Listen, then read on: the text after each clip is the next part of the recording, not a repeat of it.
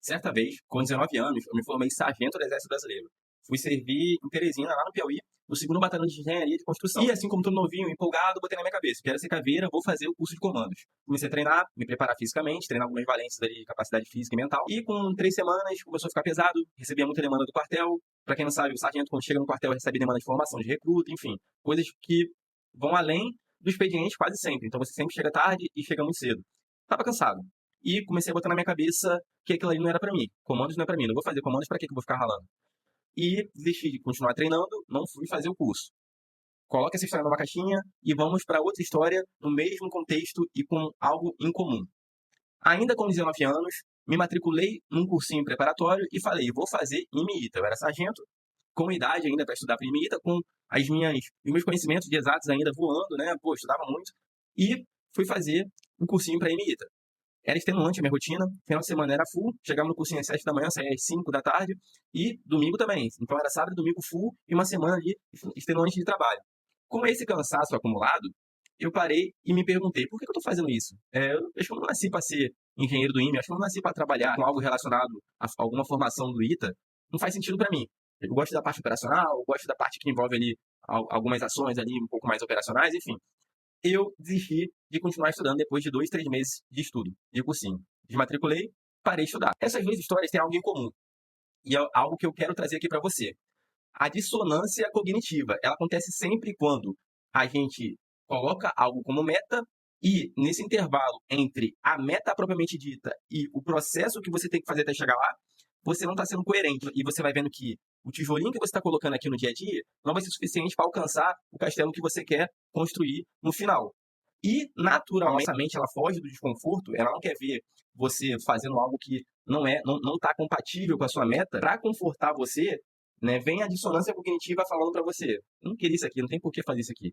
Porque é mais fácil falar que não quer fazer isso do que você entender que você está numa situação que precisa melhorar e aumentar um pouco mais a carga. Você está numa situação que não está compatível, coerente, as suas decisões, a sua rotina não está compatível, coerente com o objetivo que você quer alcançar.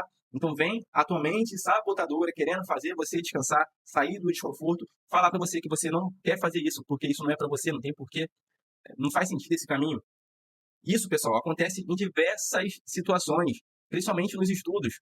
Você vê um concurso ali de alto nível, alto rendimento, um concurso, por exemplo, para auditor fiscal, um concurso para delegado.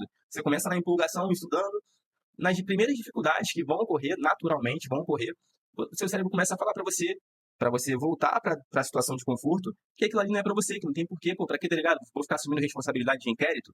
Vou ficar ali trabalhando com atividade policial, cheio de responsabilidade, uma delegacia para tocar? Isso é dissonância cognitiva. Quando seu cérebro, para evitar o desconforto de ajustar a rotina ou ver ou perceber que você está fazendo errado, ele faz com que você acredite que aquilo ali não tem porquê, não tem razão de ser, então vamos parar de fazer isso aqui, vamos voltar para a zona de conforto e vamos seguir adiante. Pessoal, a dissonância cognitiva, ela estraga muitos sonhos, ela acaba com muitas carreiras, muitas pessoas que poderiam ser e não foram, muitas pessoas que poderiam ser e não são, pessoas que estão lá no cemitério, enterradas, que poderiam ser milhares de coisas, jogadores de futebol, juízes, diplomatas, auditores fiscais, policiais, delegados, e estão lá enterrados, mas não foram. Capacidade suprimida por conta da dissonância cognitiva. Em algum momento teve oportunidade e vontade de construir, porém não construíram porque no meio do processo algo na sua mente veio dizendo que aquilo ali não é para você, que não tem porquê, que não faz sentido, que ali onde você está é o melhor lugar onde você deveria estar.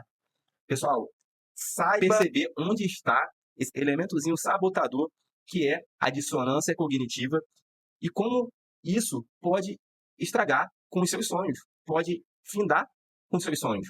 A partir do momento que você identifica a dissonância cognitiva, você começa a mudar a mentalidade. Uma maneira de você diminuir os impactos da dissonância cognitiva é sempre se perguntar o que um aprovado para delegado, por exemplo, estaria fazendo agora, qual a decisão que ele tomaria agora.